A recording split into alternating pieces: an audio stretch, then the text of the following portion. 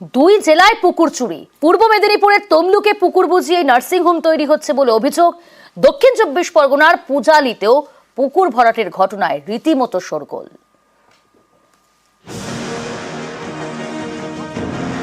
দুই জেলায় পুকুর চুরি।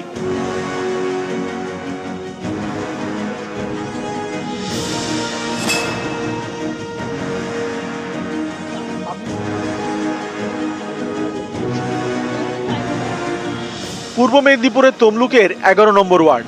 এখানেই হলদিয়া মেছেদা রাজ্য সড়কের পাশে প্রায় 1 বিঘার পুকুর। স্থানীয়দের দাবি, পাম্প চালিয়ে সেই পুকুর শুকিয়ে ফেলা হয়েছে। পুকুর বুঝিয়ে নার্সিংহোম তৈরির পরিকল্পনা রয়েছে বলে দাবি। অভিযোগের আঙুল পুকুর মালিকের দিকে। কেনার পরে বলছে যে আমরা এখানে এই পাইলেন ভরাবো, এটা নার্সিংহোমে আমি করবো, আপনারা আশীর্বাদ করুন আমি যেন আরো দাঁড়াতে পারি। আইলে আমরা কি করে বুঝবো বলুন? আমরা চাইছি যে আমরা একটু পুকুর যেন আমরা ব্যবহার করতে পারি।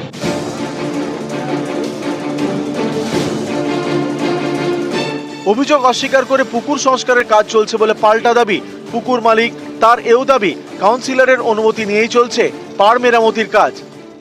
আগের দিন তো কাজ বন্ধ করে দিয়েছিলেন, প্রশাসন এসে বন্ধ করে দিয়েছিল, আজকে আবার চালু করলেন। গ্রামবাসীরা সবাই দেখুন সিগনেচার করে আমার কাছে দরখাস্ত করেছে যে আমরা কন্ট্রাক্ট করে দিই।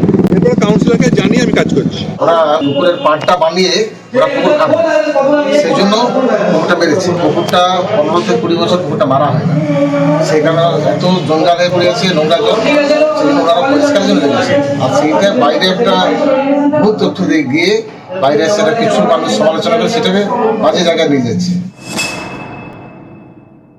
শুধু কাটবানি খাওয়ার ধান্দায় তমলুক শহরে অসংখ্য পুকুর ভরাট করে ওনারা এইসব ব্যবসা বাণিজ্য করছেন। ওখানকার 11 নম্বরের কাউন্সিলরের সঙ্গে একটা আন্ডারস্ট্যান্ডিং করে ওনারা এইসব করছেন।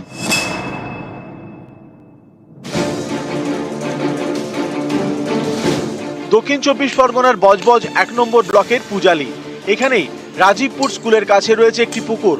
স্থানীয়দের দাবি, গত কয়েকদিন ধরে মাটি ফেলে সেই পুকুর ভরাট করা হচ্ছে। পুকুর ভর্তি করছো? নাম কি নাম বললে? কতদূর ওটা ইয়ে করবে, ভর্তি করবে?